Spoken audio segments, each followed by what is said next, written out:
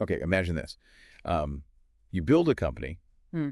from a single shock, right? Yeah. Pour your heart and soul into it. Mm-hmm. It grows into this global phenomena, but then, faces a storm of challenges. Right. You come back from retirement to try to, steady the ship, right? Only to face another crisis years later Mm-hmm. that pulls you back in again. Sounds like a movie. Yeah. Yeah. Well, that's the story of Howard Schultz and Starbucks. And today, we're taking a deep dive Mm-hmm. into what made this leader return not once, but twice. What's so captivating about Schultz's story is it goes beyond like a typical business narrative. It Right. reveals the intricate relationship between a leader, Yeah, a company, and its employees in times of immense pressure. it's not just about coffee, is it? No. Well, I mean, we've got articles here Mm, about unionization efforts, global economic turmoil, right. even internal struggles within the company. Mm. Where do we even begin? Let's rewind a bit to the late 2000s. Schultz had already stepped down as CEO in 2000, handing the reins to Orrin Smith and later Jim Donald. Okay. But then the 2008 financial crisis hit, and Starbucks, like many businesses, Yeah. started to falter. And this is where we see the first hint of Schultz's deep-seated commitment to the company he built. Okay, so he comes back in 2008, navigates the recession. Right. Things seem to stabilize. What were the seeds of the next crisis that would bring him back again in 2022? Here's where it gets interesting. On the surface, Okay. things appeared smooth sailing. Yeah. Kevin Johnson took over as CEO in 2017. Starbucks continued its global expansion, but underneath, certain pressures were starting to build. Was it all about the pandemic? The pandemic was definitely a catalyst, Okay. but several factors were already at play. Remember those articles you mentioned about worker shortages and unionization? Right. Those issues were simmering even before COVID-19. The nature of work for baristas was changing. Mobile orders, drive-thrus, all added to the pressure. And the pandemic just amplified these existing strains. So you're saying it's not just that Starbucks had to adjust to a global crisis. The very way they operated was being challenged. Exactly. And then there's the shareholder unrest. Oh, right. Remember, Starbucks had always positioned itself as a company that cared for its employees, Yeah. offering benefits like health insurance and stock options, even for part-timers. Right. Which is pretty unique in the restaurant industry. Very unique. Yeah. So where did shareholders fit into this? Well, as the company grew and the demands on baristas increased, there were growing calls for higher wages and better working conditions.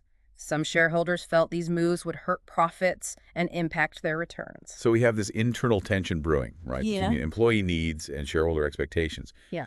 And then the pandemic explodes, throwing everything into chaos. Exactly. It all kind of No wonder things started to feel shaky. came to a head. Yeah. This is where things take a dramatic turn, right? Kevin Johnson announces his retirement, but there's no clear successor. Right. Almost like the company wasn't prepared for this leadership change. Precisely. It wasn't just about finding a new CEO. It was about finding someone who could navigate this incredibly complex web of challenges. And that's where Howard Schultz, at 68 years old, decides to step back into the arena. Okay, we're back, and let's be honest. The return of Howard Schultz to Starbucks in 2022 was big news. Oh, yeah. It wasn't just, coffee lovers who were buzzing. Yeah. The entire business world was watching to see what he would do. It was a moment that really captured the public imagination. Right. Here was a leader so connected to his company that he came back from retirement to face down these unprecedented challenges. So what was the immediate impact? Did his return calm the storm, at least temporarily? Well, the stock market certainly seemed to think so. Shares of Starbucks actually rose on the news of his return, which, indicates that investors had faith in his ability to kind of navigate the turbulence. But Schultz wasn't coming back just to steady the ship. Right. He was signaling a need for fundamental change. He actually used the word revamp, right? He did. That suggests more than just tweaking things around the edges. What were some of the concrete steps he took to address the challenges we talked about earlier? Well, one of the most significant moves, and one that really sent a message about his priorities, was the suspension of stock buybacks. Okay, break that down for us. Why was it such a big deal? So stock buybacks are a way for companies to return profits to shareholders. By buying back their own shares, Right. they reduce the number of shares outstanding, Yeah. which can boost the value of the remaining shares. But Schultz decided to halt those buybacks. Yeah. And instead invest that money back into the company, particularly in employee wages and benefits. So he was essentially putting employees and the long-term health of the company ahead of immediate shareholder returns. Exactly. It was a pretty clear statement about where his priorities lay. It's a bold move, Yeah, very much so. especially in the face of, like we said, that shareholder unrest. Yep. And it wasn't just about optics. Right. It was about addressing some of the core issues that had been brewing. Remember those rising tensions between employee needs and shareholder expectations? Exactly. This was a direct attempt to rebalance that equation. Yeah. He also dove headfirst into the unionization issue, didn't he? He did. That had to be a delicate situation to navigate. It absolutely was. There were already over 100 Starbucks stores that had filed petitions for union elections by the time Schultz returned. He made it clear that he respected the right of employees to organize, but also expressed his belief that Starbucks was better off without a union. So he wasn't exactly like embracing the unionization movement. How did he try to address the concerns that were driving it? One of his key strategies was increased investment in employee well-being. He announced raises for baristas, expanded training and development programs, and even pledged to create more opportunities for career advancement within the company. So he was trying to demonstrate that Starbucks was listening to its employees and willing to take concrete steps to improve their working conditions. Exactly.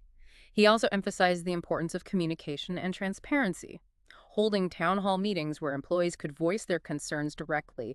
He wanted to rebuild that sense of partnership that he felt had been eroded.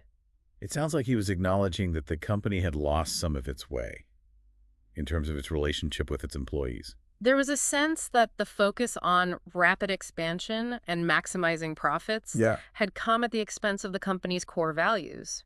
Schultz's return was an attempt to recenter those values, with employee well-being at the forefront. But of course, no business operates in a vacuum. Right. What about the external pressures facing Starbucks, like the global economic turmoil we talked about earlier? How did Schultz address those challenges? Well, he acknowledged the impact of global events, like the war in Ukraine and the lockdowns in China, particularly on supply chains and costs.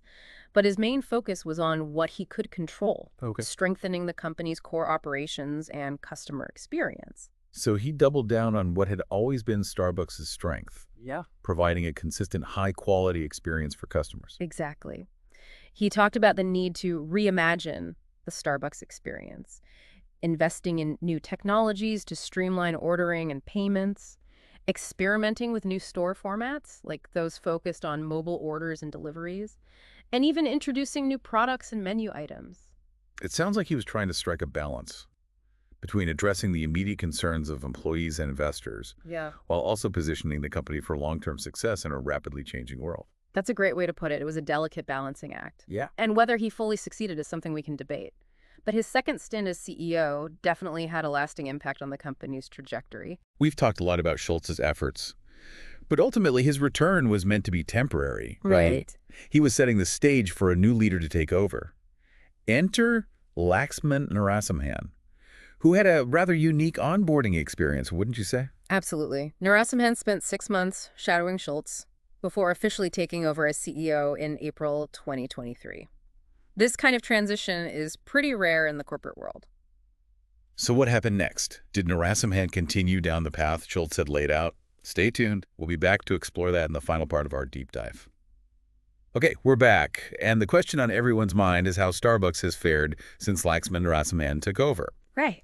Remember he had that unusual experience of shadowing Howard Schultz for 6 months before officially stepping into the CEO role. It was a unique apprenticeship. And, it raises questions about its effectiveness. Right. Did this hands-on approach prepare Narasimhan for the complexities of leading Starbucks? So let's get into it. What were some of the key changes Narasimhan implemented when he took the helm? He definitely put his own stamp on things, while building upon some of the foundations laid by Schultz. Right. One notable area was his focus on innovation, particularly in technology and store formats. Okay. Remember those articles you shared about the new Starbucks pickup locations? Right. The ones designed specifically for mobile orders and deliveries. Exactly. Seems like a smart move. Yeah. Given the growing popularity of those options. Exactly. Narasimhan recognized the need to cater to evolving customer preferences, making it even more convenient to get your Starbucks fix. Right. He also continued to invest heavily in the company's digital platforms, making it easier to order ahead, customize drinks, and earn rewards. So on the customer-facing side, it seems like there's been a push towards greater convenience Mm, and personalization. right. But what about the internal side of things? hmm How has Narasimhan addressed the issue of employee well-being that Schultz was so focused on? Yeah, that's a critical aspect of his leadership. And it's been under close scrutiny. Remember, Schultz made significant efforts to improve wages, benefits, and training programs. Narasimhan has stated his commitment to carrying that torch. But he's also had to navigate a changing landscape. What do you mean by a changing landscape? Well, the unionization efforts that began under Schultz haven't slowed down. In fact, more Starbucks stores have voted to unionize since Oh. Narasimhan took over. So this presents a unique challenge for him, requiring a delicate balance between supporting employees while also addressing the concerns of those who feel a union isn't necessary. Yeah, it's a complex situation with no easy answers. How has he approached it so far? Well, he's continued to invest in employee development programs Hmm. and has made efforts to improve communication and feedback channels between management and baristas. Okay. He's also spoken about the importance of creating a culture of respect and inclusion where everyone feels valued and heard. So it sounds like he's trying to foster a more collaborative environment, acknowledging that employee voices are essential for the company's success. Exactly. But the ongoing unionization efforts suggest there's still work to be done. Right. It's a reminder that leadership is an ongoing process, a constant evolution of strategies and approaches to address both internal and external pressures. So looking back at this entire story, what are some of the key takeaways we can glean from Howard Schultz and Starbucks? What makes this deep dive so compelling beyond just the coffee? Well, I think it highlights the dynamic relationship between a leader, a company, and its employees, particularly in times of crisis. Right. We see how internal and external forces can converge, creating challenges that require bold decisions and a deep understanding of the company's core values. It's not just about steering a business through rough waters. Yeah. It's about navigating those waters while staying true to a mission and purpose. Exactly. And I think it also prompts us to consider the evolving nature of leadership itself. Schultz's return was extraordinary, Yeah. but it also underscores the importance of succession planning and ensuring a smooth transition to the next generation of leaders. Right. And his decision to mentor Narasimhan for 6 months was certainly an attempt to do just that, to pass the torch while also setting the company on a course for the future. Exactly. And as we've seen, Narasimhan has built upon that foundation while also making his own mark. The story of Starbucks is a testament to the fact that even the most successful companies need to adapt and evolve to remain relevant in a constantly changing world. And it's a reminder that leadership isn't about having all the answers, Yeah. but about being willing to listen, learn, and make tough choices while staying true to a vision. And that's what makes this deep dive so fascinating. It's not just a business story, it's a story about the human element of leadership, the challenges and triumphs, the complexities and the constant need for reinvention. Well, it's a story that continues to unfold, and one that we'll no doubt be revisiting as Starbucks navigates the challenges and opportunities that lie ahead. Thanks for joining us on this deep dive. Until next time, keep exploring and keep learning